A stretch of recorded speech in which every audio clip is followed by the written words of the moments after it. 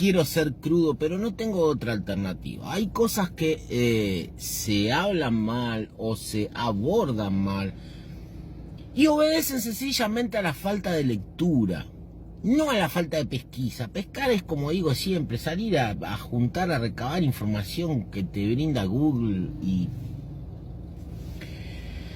cuando alguien investiga, dicha investigación tiene que estar bien desarrollada, es decir, se estudia, para aprender a estudiar se estudia, ¿sabían eso?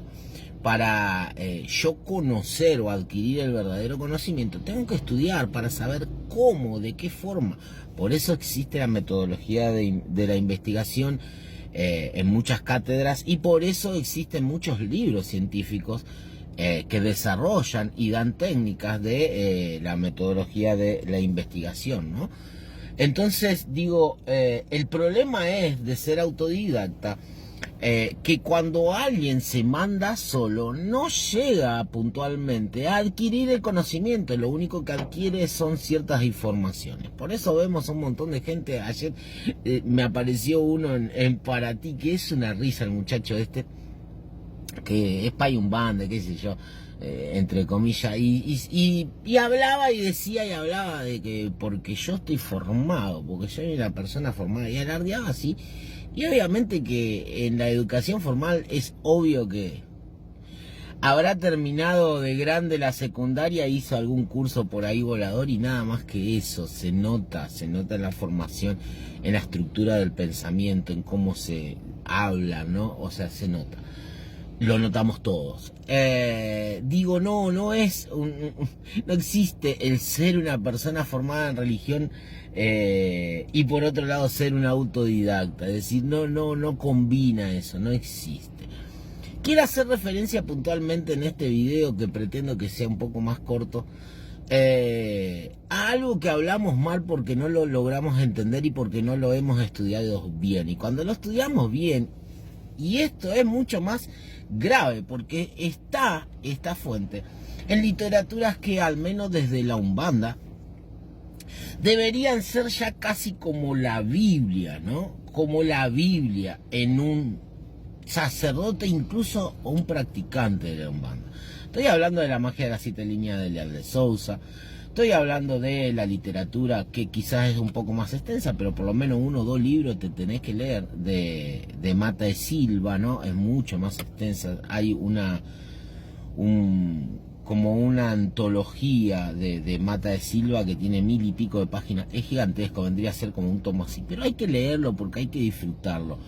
Y si te cuesta leerte un poquito toda la semana, de acá a un año y medio la vas a leer. Es decir, no es una osadía o algo para unos elegidos leer. Después hay otras literaturas, por supuesto, espiritistas y todo eso. Después está lo más importante, que tiene que ver con la política, el ordenamiento social y todos los procesos que ha vivido Brasil.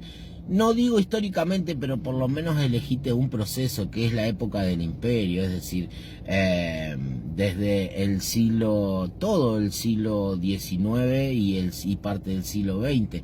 Ahí podés elegir a Boris Fausto, que hace también un resumen súper, hiper, mega completo, y lo vas a poder entender. Entonces eso es formarte medianamente como para luego comenzar a abordar otras cosas más complejas. Y hablo ahora del tema de cuando creemos que una demanda en realidad es un trabajo agresivo, un trabajo negativo, un trabajo malo, de magia negra, popularmente llamado.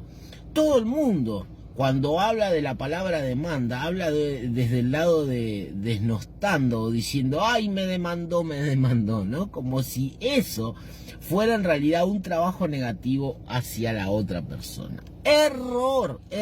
Por eso la Umbanda se llama Umbanda Blanca y Demanda. ¿Por qué?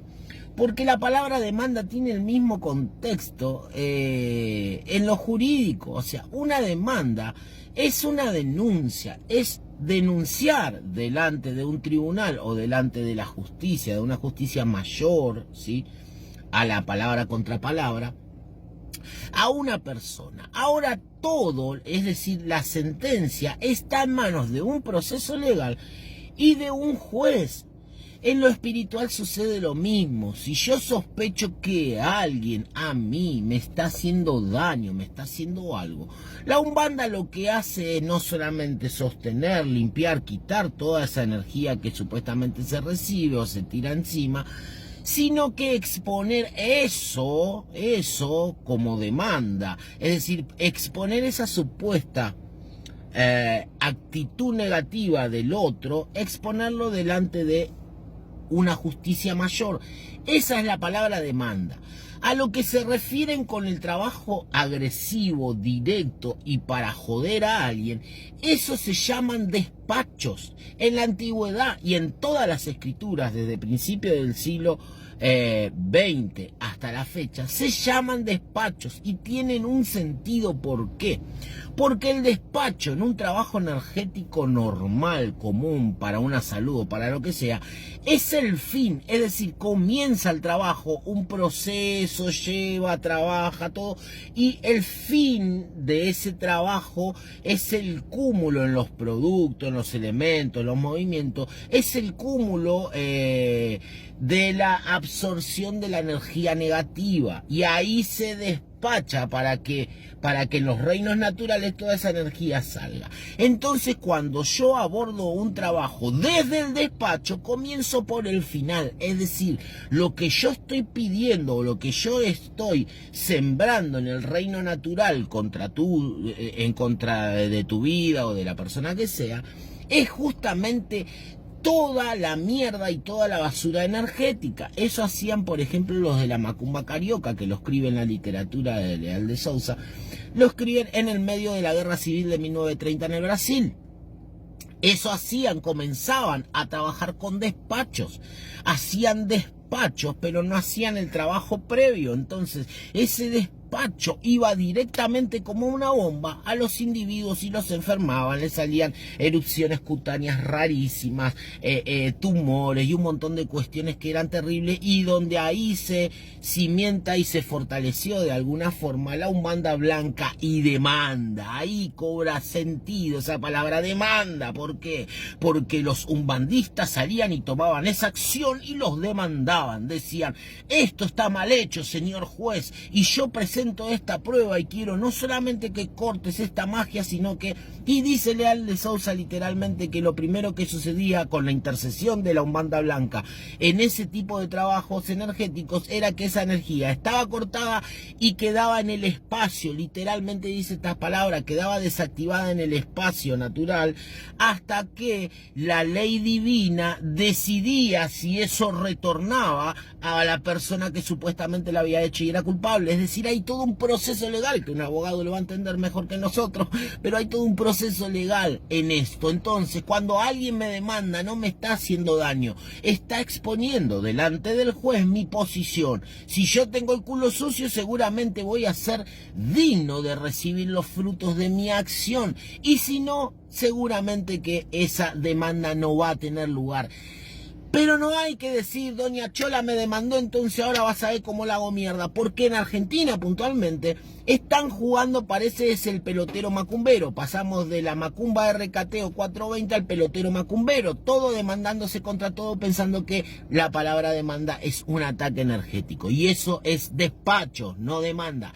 Aprendamos a hablar, aprendamos a estudiar. Y si no sabemos, vamos a preguntar. Si no sabemos, vamos a la universidad, vamos a un secundario, vamos a una academia formal donde nos den herramientas para entonces sí nosotros saber cómo investigar, dónde encontrar información y formarnos de verdad. Esto te lo regalo, la próxima te la cobro, diría el Pai Cholo.